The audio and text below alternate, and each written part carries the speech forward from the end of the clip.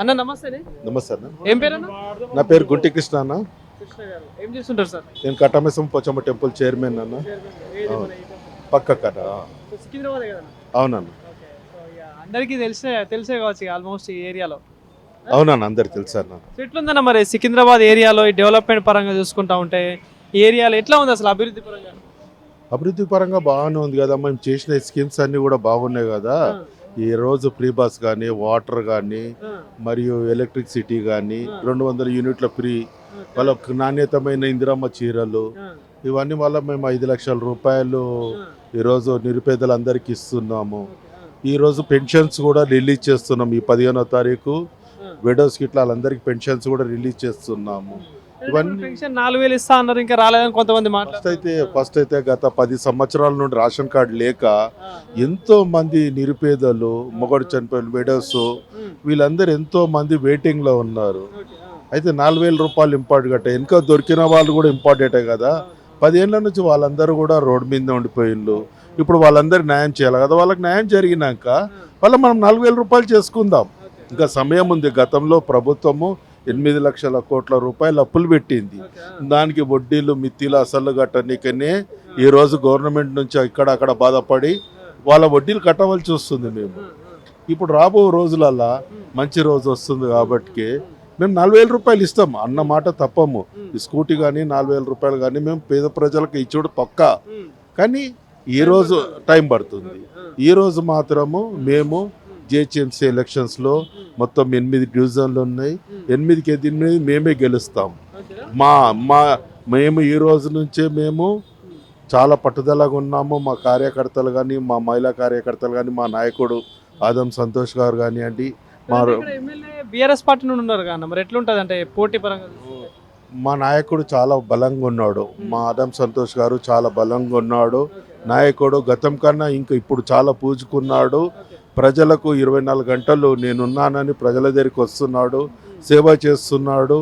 ఏడ కూడా 8 డివిజన్లలో ఏ పని పడ్డా కానీ తక్షణమే స్పందిస్తున్నాడు. అక్కడ ఉన్న కార్యకర్తలకు తక్షణమే చెప్తున్నాడు, బాబు నా కంప్లైంట్ వచ్చింది మీ డివిజన్లో, ఈ పనులున్నాయి మీరు చేయండి, మీకు తోడు కాకపోతే నా దగ్గర రండి, నేను చేస్తానని చెప్తున్నాడు. డెవలప్మెంట్ పరంగా ఎట్లుందన్న? ఇప్పుడు దాదాపుగా 3 తాటం అనుకుంటే ఇక్కడ ఎమ్మెల్యే గెలవడం బీఆర్ఎస్ పార్టీ నుండి. సో అభివృద్ధి ఏమైనా కనిపిస్తా ఉందా? మరి ఎట్లుంది అసలు?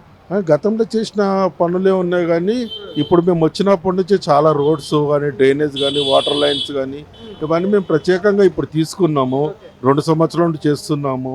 ఇక్కడ పద్మరావు గారు గతంలో ఇక్కడ జూనియర్ కాలేజ్ గురించి పెండింగ్ పడిపోయింది. అది రీసెంట్లీ సంతోష్ అన్న 30 కోట్ల రూపాయలు పొన్నం ప్రభాకర్కు చెప్పి 30 కోట్ల రూపాయలు రిలీజ్ చేయించిండు జూనియర్ కాలేజ్కు. ఇప్పుడు వర్క్ స్టార్ట్ అవుతుంది.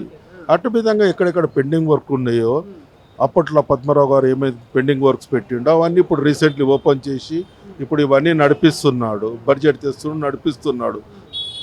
ఎట్లుంటుంది అంటే జిహెచ్ఎంసీలో పోటీ ఎట్లా ఉండొచ్చు? ఇప్పుడు అధికార పార్టీ కాంగ్రెస్ ఉంది, ప్రతిపక్షంలో బీఆర్ఎస్ ఉంది, బీజేపీ కూడా కేంద్రంలో ఈసారి అధికారం కోసం ప్రయత్నిస్తూ ఉంది. ఇక్కడ స్టేట్లో ఎట్లా ఉంటుంది మరి 3 పార్టీల మధ్య? మాకు మాత్రం పోటీ లేదనిపిస్తుంది. ఎందుకంటే గత ఎమ్మెల్యేలను చూసాము, చాలా మంది ఆల్మోస్ట్ ఓడిపోయారు. ఎంపీలను చూసాము, చాలా ఆల్మోస్ట్ అందరూ ఓడిపోయారు. ఎందుకంటే డౌన్ ప్లేస్కి వెళ్ళిపోతుంది. టీఆర్ఎస్ డౌన్ ప్లేస్కి వెళ్ళిపోతుంది. ఈరోజు బీజేపీ కూడా అంత పలుకుబడలేదు, అంత డౌన్ ప్లేస్కి వెళ్ళిపోయింది బీజేపీ కూడా. నెక్స్ట్ అధికారం తెలంగాణలో మాదే అంటున్నారు కదా బీజేపీ. ఎవరు ఉనికి వాళ్ళు కాపాడుకుంటారు కదా. ఉనికి కాపాడుకున్నాడు నేను కూడా అంటాను. ఈరోజు చేసే పనులన్నిటి ప్రజలకు తెలిసి ఉండాలి. ప్రజలు చూస్తున్నారు మనం చేసే పనులు ఎట్లా ఉంటున్నాయి అనేది. దాన్ని బట్టే వాళ్ళు ఓటు డిసైడ్ చేస్తారు. అంటే రాష్ట్రంలో ఈ సర్ ప్రక్రియ ఒకటి నడుస్తూ ఉంది సార్, ఏది ఎస్ఐఆర్, ఏంది దాని మీద మీ అభిప్రాయం ఏంటి? ఇది మంచి అభిప్రాయం, అది చాలా గుడ్. ఎందుకంటే కన్నా డబల్ ఓట్స్ అని పోయాయి.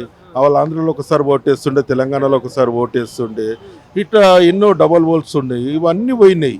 ఇలా డెత్ అయిన ఓట్లు వేస్తుండే, డెత్ అయిన ఓట్లు వెళ్ళిపోయినాయి. ఇది దొంగ ఓట్లు అనేది పూర్తిగా నామరూపాలు లేకుంటే వెళ్ళిపోయినాయి. ఇప్పుడు కరెక్ట్ ఓటర్స్ అనేది బయటకు వచ్చింది. రెండోది ఏంటంటే ఇప్పుడు నాకు ఇంకో జాల ఓటు ఉందంటే నాకు ఇక్కడ చూపిస్తుంది ఏమని, బాబు నీకు అక్కడ ఓటు ఉంది, అది డిలీట్ చేసుకుంటావు, ఇది డిలీట్ చేసుకుంటావు అని.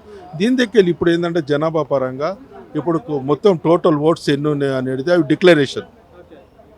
దాన్ని బట్టే ఇప్పుడు ముందుకు పోవాల్సి వస్తుంది. మేము అందరం 10 ఏళ్ళు నేనే ముఖ్యమంత్రి అన్నట్టు రేవంత్ రెడ్డి గారు చెప్తా ఉన్నారు. మళ్ళీ అధికారం మాదే అని కేటీఆర్ కావచ్చు కేసీఆర్ గారు చెప్తా ఉన్నారు. బీజేపీ నెక్స్ట్ మాదే అంటా ఉంది. సో ఎట్లుండొచ్చు మరి ఈసారి కమింగ్ ఎలక్షన్స్లో రాష్ట్రంలో ఏమైనా మార్పులు వచ్చే అవకాశం ఉంటుందా? గతంలో చంద్రబాబు నాయుడుకు 10 ఏళ్ళ అవకాశం ఇచ్చినాము, కాంగ్రెస్ గవర్నమెంట్ 10 ఏళ్ళ అవకాశం ఇచ్చినాము, టీఆర్ఎస్ ప్రభుత్వానికి 10 ఏళ్ళ అవకాశం ఇచ్చినాము. ఇప్పుడు కూడా మాకు కూడా మేము కూడా 10 ఏళ్ళు మా పనులు బట్టి 10 ఏళ్ళ అవకాశం వస్తుంది మాకు కూడా. ఎందుకంటే ప్రజలు కూడా 5 ఏళ్ళ పరిపాలన గురించి వాళ్ళు ఇవ్వలేదు, 10 ఏళ్ళ పరిపాలన కొరకే మాకు అవకాశం ఇచ్చింది. ఎందుకంటే 5 ఏళ్ళల్లో ఏం పని అవుతుంది, ఏం పని కాదు. కాబట్టి 10 ఏళ్ళ కొరకు ఎవరికైనా 10 ఏళ్ళ కొరకు అవకాశం ఇస్తే రాబో 5 ఏళ్ళు ఇంతకు బ్రహ్మాండంగా డెవలప్మెంట్ చేసి చూపిస్తాం. థ్యాంక్ యూ అన్న.